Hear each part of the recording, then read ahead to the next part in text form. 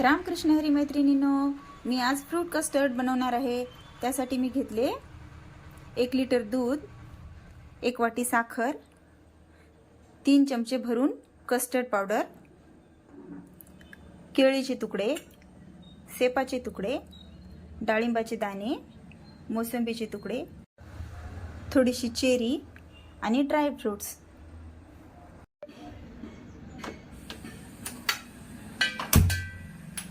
आता मी दूध छान गरम करून घेते। आता आपले दूध थोडंसं गरम झाले। मी आता हेच दूध थोडंसं या कस्टर्ड पावडर मध्ये टाकून कालवून घेते। मग आता ह्या दुधाला छान उकळी येऊ देते। मी कस्टर्डला आता छान दुधामध्ये मिक्स करून घेतलेलं आहे। आपले दूध आता छान उकळायला लागले। मी आता त्याच्यामध्ये कस्टर्ड टाकून घेते आणि मग छान गुठळी न येईपर्यंत कालवून घेते।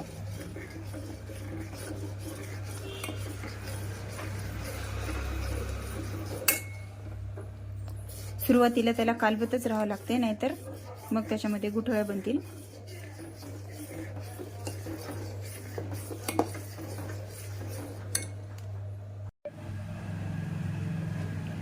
हे पहा, आता आपलं कस्टर्ड छान शिजायला लागले। मी आता त्याच्यामध्ये 1 वाटी साखर टाकून घेते आणि मग कालवते।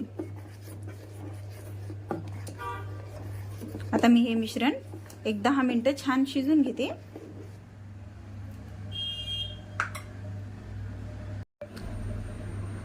शिजवताना जर हे मिश्रण खूपच घट्ट झालं ना, तर आपण ह्याच्यामध्ये थोडंसं गरम पाणी ऍड करू शकता। हे जास्त घट्ट व्हायला नाही पाहिजे।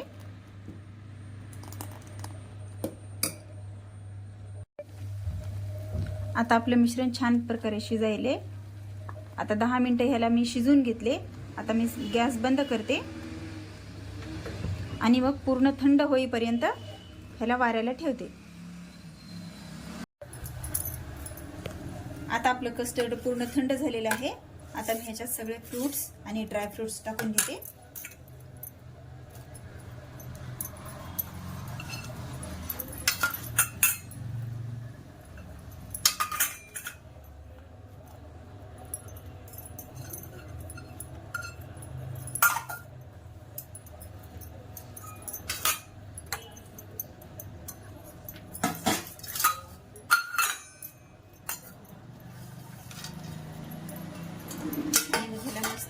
एकजीव करून घेऊया।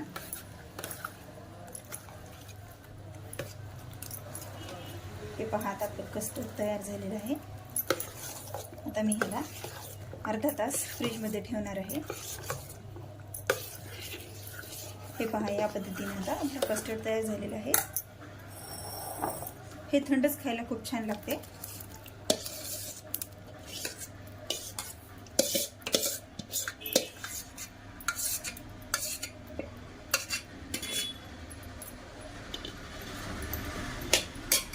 आता मी याला फ्रीज मध्ये ठेवून अर्धा तास बाहेर काढते।